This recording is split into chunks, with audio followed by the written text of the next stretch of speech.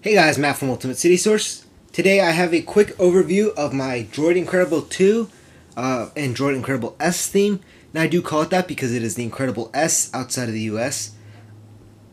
Oh, I'm sorry about that, real quick, for the quick pause. But obviously, if you know, it is the Droid Incredible 2 for Verizon in the US. So you do see my iPhone 4 on screen. That's a quick preview of where my theme is right now. I do want to give some props real quick to Wind Warrior for the original Android. Now this is obviously based off Android with, I want to say, about probably 82%. That's obviously a rough number, just being random there. No, but let's go with, I want to say, probably about 85% of the code rewritten and optimized more for speed, things taken out of it, redone. I feel like this is probably, let's call it Android 2.0. That's kind of, I feel, where Wind Warrior would have gone, or he would have wanted this to go if he had more time to work just on Android. So I'll just put my iPhone 4. You can see it does have a custom slide-away theme. I will post a picture on my without the charging background on it so you can see it better. Slide that down. You can see this is a Dreamboard, actually slash Winterboard theme. It is a Dreamboard theme with the Winterboard theme add-on. You can see things like the status bar and other things I'll show you later are changed via Winterboard so far. So let's just get started. You can see I do have this extra page now. If you know Android, you know that normally it does have a gingerbread clock on this page. It takes up about half the page. Pretty useless if you ask me, especially since everyone nowadays I know just reads the digital clock. No one wants to read the hands. Plus, I know a couple of people on my said it's just ugly. Another thing you see when I go to this page is the Facebook widget's gone, which is something that the users and I have agreed upon because we feel, at least until Wind Warrior adds keyboard support where you can actually update your status from there, it's pretty much useless and just takes up RAM. So why not make it an app space, which I will show you all the spaces to put apps right now in a little bit. Now you can see if I hit this little button in the bottom left corner, which for some reason actually messed itself up last night. So that will be fixed before I throw this out on the Dream Store or wherever I put it.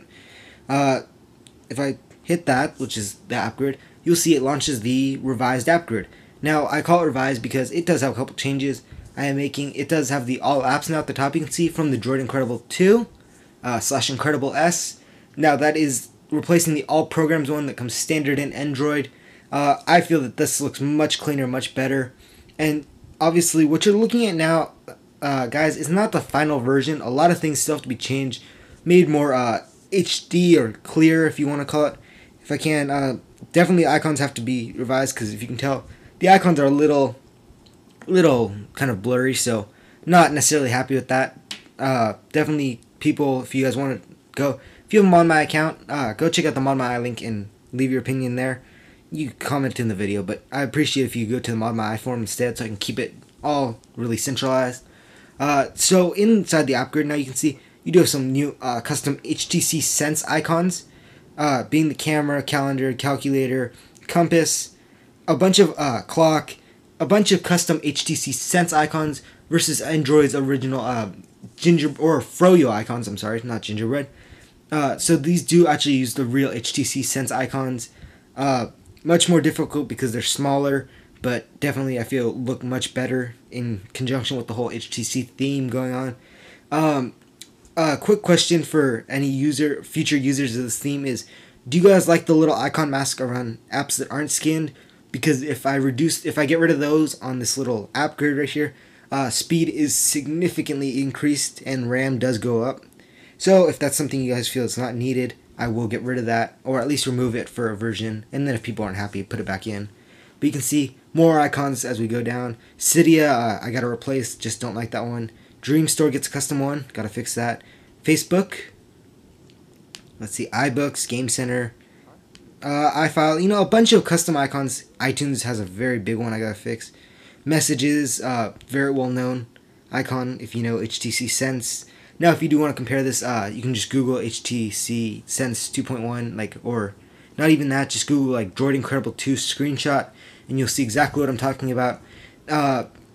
Currently, if you go to the post now with all the revisions to the original post, you will see that there is a picture showing that when things aren't running, I can't actually show you now because it was quit screen splitter, but when all apps are quit and you hit free RAM in SB settings, you do get about 330 megabytes of free RAM available after a full reboot, or even after you just click free processes.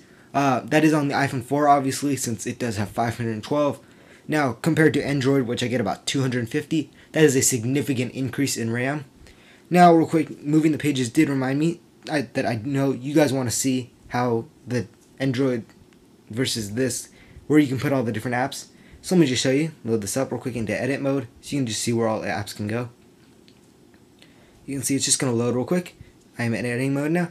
And you can see that you have 2 rows on the main screen for apps. You also now have 4 rows of apps, or 4 rows of app icons spots, minus the gingerbread clock is obviously how I was able to create more space on this. And then when you go left, I have not added it yet, but I am adding 4 more rows to add icons, and maybe even a few more pages if I can. So you will have at least between this page and this page, you have 16 plus all 8 here. You'll have approximately 24 spots to put icons. That's just on your home screen minus your app grid. So I think that's a very, very good thing. Now let me just hit the home button and get out of this editing mode. And you can see I'll show you part of the Winterboard side now. Winterboard side does include your new signal bars from the Droid Incredible 2, as well as the Wi-Fi logo and the status bar. Now obviously the Wi-Fi logo, since you're not always on Wi-Fi, has to be, without a doubt, featuring 3G. So you can see you do also have the 3G logo. And if I turn off 3G, let's just see if we can load up Edge real quick. And you'll see the Edge. Okay, there it goes to 3G. If I hit this, maybe it will switch over to Edge. Okay, I did this last time, so... Okay, there it goes. Let's see. Sorry about that. Okay, so you can see right there is Edge. So you do have Edge, 3G, and Wi-Fi logos. Obviously, the iPhone 4 does not support 4G, so no 4G icons. If it did, or if I guess any future iPhone does, if I'm still working on this at the time, it will have it. You can see right now with a bunch of stuff running, I do have 233, but that is with a couple apps running and Screen Splitter, which is very RAM intensive. No, this is not my SB settings theme. That's a different one for now.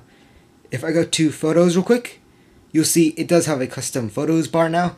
I probably will make it straight across unless you guys do like that rounded corner, because the rounded corner is exactly what comes straight out of the Droid Incredible 2 decrypted ROM. And so pretty much that's what's done on the Winterboard side so far. More is coming. I'm working on trying to get Winterboard to change the names temporarily, so when the Winterboard themes apply, Safari changes to say Internet and everything more HTC like. Definitely let me know on the forums if you can what you want to see.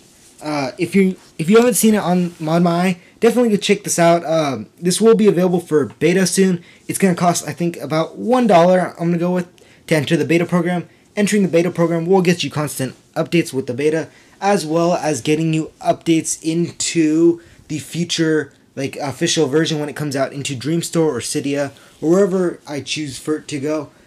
It will be available with a free, I'll give you a free download link for the official one.